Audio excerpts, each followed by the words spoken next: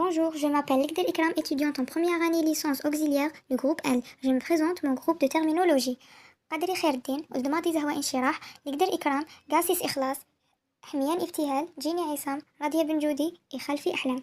Bonjour, je m'appelle Legdel Ikram, étudiante en première année licence auxiliaire du groupe L. Je me présente mon projet de l'HTA. L'introduction.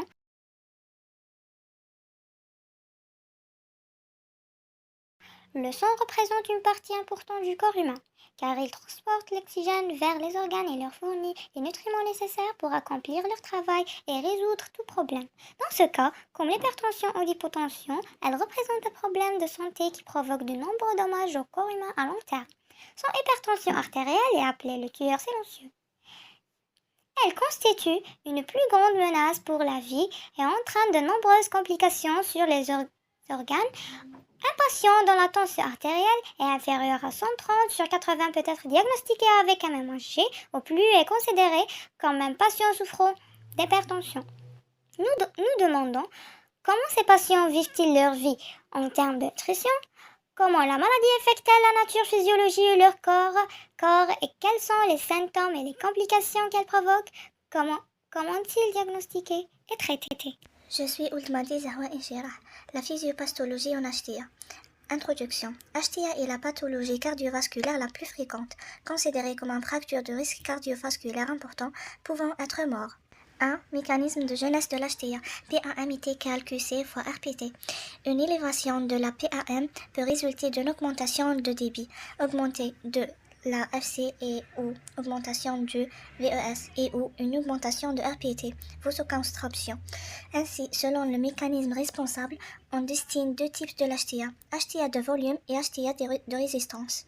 Premièrement, l'HTA de volume, principalement du sujet jeune, une augmentation du QC avec des RPT normales. L'augmentation du QC est secondaire soit A. L'augmentation de la volémie, c'est une conséquence d'un bilan sodique positif. Ce bilan positif est dû à un apport excessif en sel ou une rétention hydrosodie. L'augmentation du tonus veineux, suite à la stimulation des récepteurs alpha-1 adrénergiques veineux ou une activation excessive du système RAA. Deuxièmement, l'HTA de résistance, souvent chez les sujets âgés, une augmentation des RPT avec un QC normal ou descend. L'HTA est secondaire à une vasoconstriction. Cette vasoconstriction est fonctionnelle au début, augmentation réversible des RPT, puis évolue vers l'organicité, augmentation irréversible des RPT. La vasoconstriction fonctionnelle est due soit à une activation sympathique et stimulation du SRAA, des anomalies génétiques de transport du NA+, au niveau des membranes cellulaires. L'association des deux causes est possible. La vasoconstriction organique est secondaire à une atteinte pariétale définitive caractérisée par une dysfonction endothéliale responsable d'une libération prédominante de facteurs vasoconstricteurs, descente de la synthèse de NO. Un remodelage vasculaire caractérisé par une augmentation de l'épaisseur de la paroi artérielle avec réduction de sa lumière, effet de l'endothéline et l'hémostysine 2, augmentation de la rigidité artérielle, tension artérielle élevée. 2. Étiopathogénie de l'HTA en fonction du mécanisme étiopathogénique, on classe l'HTA en deux types essentiels et secondaires. Premièrement, l'HTA essentielle primitive représente 95% des cas. Elle résulte de l'altération de plusieurs mécanismes de régulation de la PA, soit 1. Une hyperstimulation sympathique, héréditaire, stress physique et psychique. 2.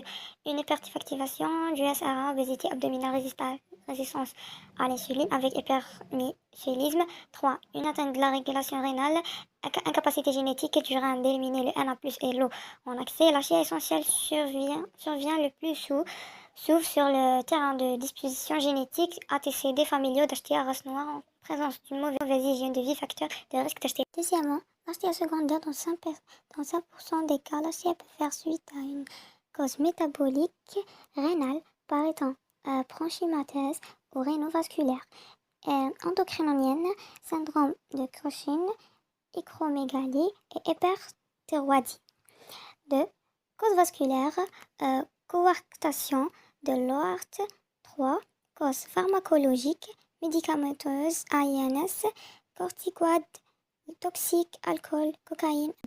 3. Complications de l'HTA considérées comme un facteur de risque cardiovasculaire. Le développement d'une HTA est responsable de l'apparition de complications sérieuses avant mettre en jeu le pronostic vital du patient.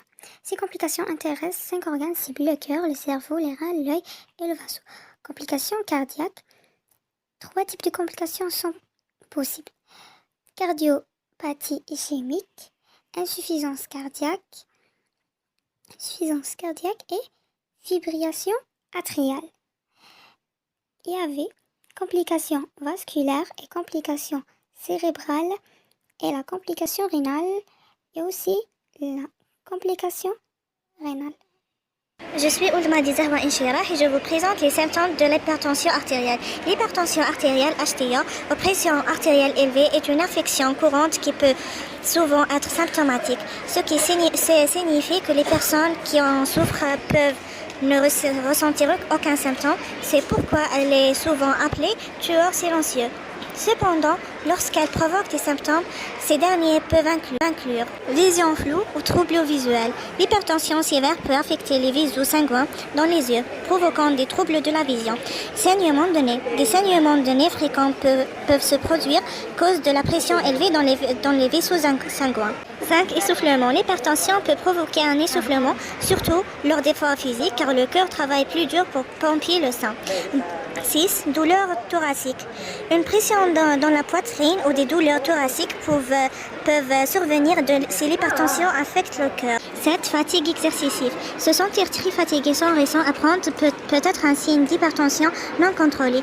8. Nausées ou vomissements. Des symptômes comme les nausées peuvent survenir en raison de la pression élevée, surtout si l'hypertension est grave. 9. Palpitations cardiaques. Vous pouvez ressentir un battement de cœur irrégulier au plus rapide que d'habitude. Bonjour, je m'appelle Etienne Hamian, étudiante en auxiliaire en groupe L. Voilà ma partie. Deuxièmement, symptômes graves en cas de crise hypertensive. Une crise hypertensive est une situation d'urgence médicale qui nécessite une attention immédiate. Les symptômes incluent céphalie sévère et soudain, troubles de la vision, confusion ou altération de l'état mental, douleur thoracique intense, essoufflement sévère. Troisièmement, facteurs de risque. L'hypertension peut être causée par divers facteurs, tels que l'âge avancé, l'obésité, la consommation excessive de sel, d'alcool ou de caféine, le stress chronique, les antécédents familiaux d'hypertension, la sédentarité. Bonjour, je m'appelle Lectel Ikram, étudiante en première année licence auxiliaire, le groupe L. Les complications. L'hypertension artérielle entraîne plusieurs complications au niveau des organes du corps humain, qui affecteront au niveau du cœur et de la poitrine. Crise cardiaque, les douleurs thoraciques, l'insuffisance cardiaque, arythmie cardiaque et l'hypertrophie du cœur gauche résultant en pompage de la sang du grande quantité. Cela signifie augmentation d'épaisseur de la chambre gauche au cœur, appelée version gauche. Celle peut entraîner de mort cardiaque subtile chez 25% des personnes souffrant d'hypertension artérielle et est diagnostiquée par échocardiographie. Des mécanismes de la progression physique, qui est l'hypertrophie, est moins nombreuse que la prolifération des jeunes fibroblastes dans le ventricule gauche, l'insuffisance cardiaque comme les maladies courantes et une insuffisance cardiaque congestique et une insuffisance cardiaque diastolique qui est due à un effort excessif exercé sur le cœur. Au niveau du cerveau, l'accident vasculaire cérébral survient lorsque le cerveau ne reçoit pas suffisamment d'oxygène et de nutriments lorsqu'un saignement se produit, provoquant le mort des cellules et les ruptures de faisceaux sanguines. Un accident ischémique transitoire résulte de l'arrêt du flux sanguin vers une partie du cerveau pendant une courte période et est considéré comme un avertissement du risque d'accident vasculaire cérébral complet. Les types d'hémorragie cérébrale les plus courants sont l'hémorragie cérébrale et l'hémorragie sous-arachnoïdienne, qui conduisent progressivement à un accident vasculaire cérébral. Au niveau des reins, l'hypertension artérielle détruit les vaisseaux qui empêchent les reins et purifie efficacement le sang de sorte que les déchets s'accumulant, provoquant une insuffisance rénale augmentée. Et au niveau du système reproducteur, les personnes souffrant d'hypertension artérielle sont susceptibles de souffrir des fonctions arrêtiques car un flux sanguin limité empêche le flux sanguin vers les... Je suis Kadri Khaireddin, première année auxiliaire groupe L. Voilà ma partie. Au niveau des yeux, l'hypertension artérielle endommageant les vaisseaux sanguins délicats et sensibles qui alimentent l'œil en sang, causant des dommages à la rétine sensible de l'œil qui détecte la lumière dans la paroi arrière. Elle provoque également des saignements dans l'œil et une perte totale de la vue, ainsi que l'accumulation de liquide sur la rétine appelée choriodophie, où la vision est floue ou affaiblie sans provoquer de cécité. L'œil passé par plusieurs étapes lorsqu'une personne souffre de l'hypertension artérielle selon la description de Lebrich. La première étape est la vasoconstriction où elle provoque des spasmes et une augmentation de la tension artérielle dans la rétine. Elle est diagnostiquée comme un rétrécissement généralisé des artères. La muqueuse s'épaissit et la paroi de la tunique médiane s'épaissit.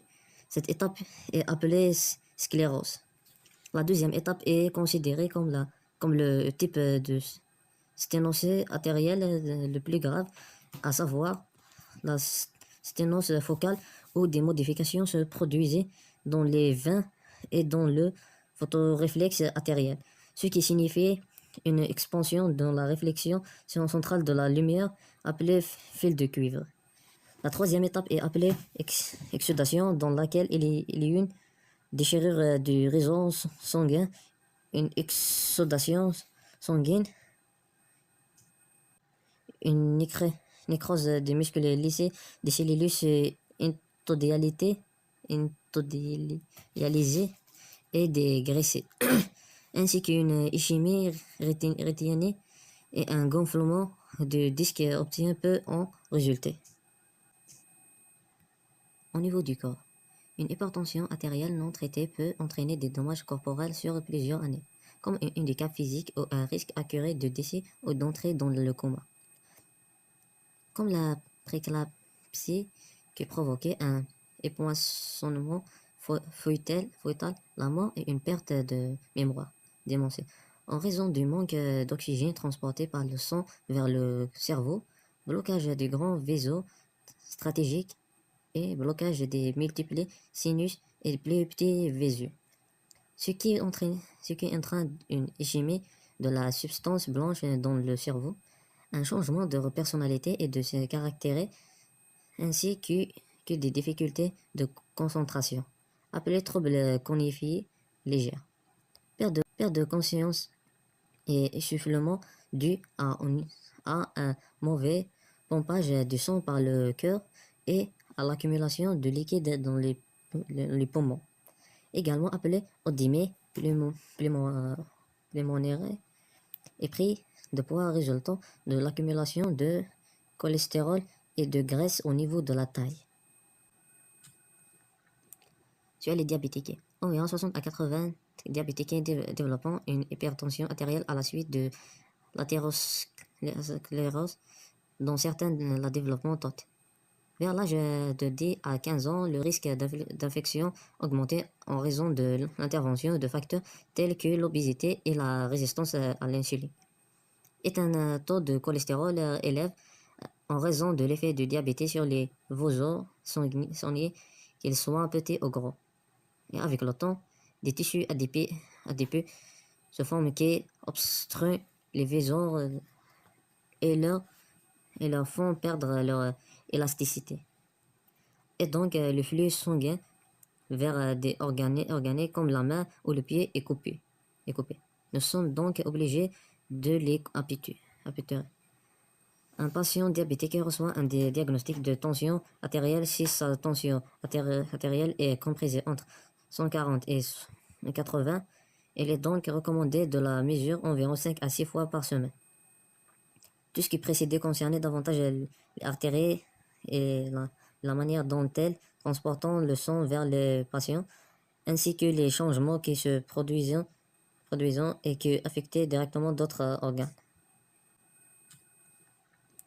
Sur les diabétiques, au niveau artériel, le durcissement des artères qui résultait de l'entrée de graisse et de cholestérol dans la circulation sanguine et leur accumulation dans celle-ci entraînait une réduction de leur élasticité réduisant ainsi le flux sanguin dans celle-ci. C'est ce qu'on appelle la maladie artérielle périphérique. Les vaisseaux sanguins se se dilater avec le temps. La pression résultant de l'athérosclérose provoquerait un renflement d'une partie de la paroi du vaisseau sanguin, ce qui entraînerait son expansion et pourra éclater, provoquant une hémorragie interne grave pouvant entrer la mort, qui est la plus grande artère du corps. La maladie coronarienne survenant à la suite d'un rétrécissement et de lésions des artères irriguant le cœur en sang. Diagnostic de l'hypertension artérielle. L'hypertension artérielle est souvent appelée la tueuse silencieuse, car elle ne présente généralement pas de symptômes spécifiques. Voici comment la diagnostic est généralement effectuée. Mesure de la pression artérielle. La diagnostic de l'HTA repose principalement sur la mesure de la pression artérielle. Cela se fait à l'aide d'un tensiomètre, un appareil qui mesure la pression dans les artères. La mesure de la pression artérielle est essentielle pour diagnostiquer l'hypertension artérielle et doit être effectuée avec soin pour garantir des résultats fiables. Premièrement, la préparation. Deuxièmement, la technique. Les critères normatifs et les points clés sont prendre des mesures sur les deux bras lors de la pression, lors de la première consultation, identifier les biais possibles, effets, blouse blanche et le stress, etc. Favoriser des moyennes sur plusieurs jours pour confirmer un diagnostic. Les critères de diagnostic. Les critères pour diagnostiquer l'hypertension sont basés sur les niveaux de pression artérielle. Pression artérielle normale, pression artérielle élevée, hypertension grade 1, hypertension grade 2 et hypertension grade 3. Reconnaissance des symptômes. Symptômes évocateurs de l'HTA. Bien que peu spécifiques, certains symptômes peuvent orienter vers une HTA. Maux de tête, la maux de tête, l'étourdissement ou le vertige, fatigue ou insomnie, palpitation ou essoufflement et troubles visuels. Le rôle des symptômes dans la diagnostic initiale. Les symptômes peuvent alerter le patient et orienter le clinicien. Limite du diagnostic par symptômes, asymptomatisme, manque de spécificité. L'examen médical. Un examen médical complet peut être nécessaire pour évaluer les organes cibles potentiellement affectés par l'HTA, tels que le cœur, les reins et les yeux. Examen cardiovasculaire. Inspection et palpation, auscultation cardiaque, électrocardiogramme et échocardiographie. Examen rénal, palpation abdominale, test sanguin, analyse des urines et échographie rénale. Examen ophtalmologique, examen du fond d'œil, photographie du fond d'œil, angiographie de la fluorescine. Autres examens et tests passionnants, bilan lipidique, bilan de la glycémie, échographie abdominale. Mesure de la pression artérielle. L'importance de l'examen médical complet. Adapter le traitement, prévenir des complications graves et suivre l'évaluation de l'HTA. C'est Radia Benjoudi, première année licence auxiliaire en pharmacie, groupe P. Soirée du spécial section 1, groupe L. Suivi régulier. Les patientes diagnostiques avec HTA devront faire des visites de suivi régulières pour surveiller leur pression artérielle et ajuster le traitement nécessaire. Importance de suivi régulier. Le suivi régulier permet de surveiller la pression artérielle, adapter le traitement, prévenir les complications, éduquer et responsabiliser le patient. Fréquence et modalité des visites de suivi. Fréquence des consultations et modalité de suivi. Éléments clés des visites de suivi. Mesure de la pression artérielle, examen physique, analyse des résultats de texte, évaluation des symptômes, ajustement du traitement, adaptation médicamenteuse, modification de mode de vie, identification des effets secondaires. Éducation et conseils pour le patient. Rappel sur l'addition au traitement, formation à l'autosurveillance, conseils sur le changement de mode de vie. Identification des signes d'alerte. Symptômes nécessaires, une consultation urgente. Plan de crise. Importance de diagnostic tôt. Faire baisser les chiffres de tension artérielle chez une personne hypertendue apporte nombreux avantages. Certains des symptômes et des complications causées par l'hypertension artérielle peuvent être traités avec certains médicaments et modifiant vos habits de vie. Les diurétiques, diazédiques réduisent la rétention d'eau et qui réduit la pression du cœur. Les bêta-bloquants réduisent la fréquence du cardiaque et de la pression artérielle systolique. Les inhibiteurs de l'enzyme de conversion de l'angiotensin réduisent la construction des vaisseaux sanguins. Bonjour, je m'appelle Ligdel Ikram, étudiante en première année licence auxiliaire du groupe L. Je me présente mon groupe de terminologie. قدري خير الدين قدماتي زهواء انشراح لقدر إكرام قاسيس إخلاص حميان ابتهال جيني عصام رضية بن جودي خلفي أحلام. Bonjour, je m'appelle Ligdel Ikram, étudiante en première année licence auxiliaire du groupe L. Je me présente mon projet de l'HTA. L'introduction. Le sang représente une partie importante du corps humain, car il transporte l'oxygène vers les organes et leur fournit les nutriments nécessaires pour accomplir leur travail et résoudre tout problème. Dans ce cas, comme l'hypertension ou l'hypotension, elle représente un problème de santé qui provoque de nombreux dommages au corps humain à long terme. Son hypertension artérielle est appelée le tueur silencieux.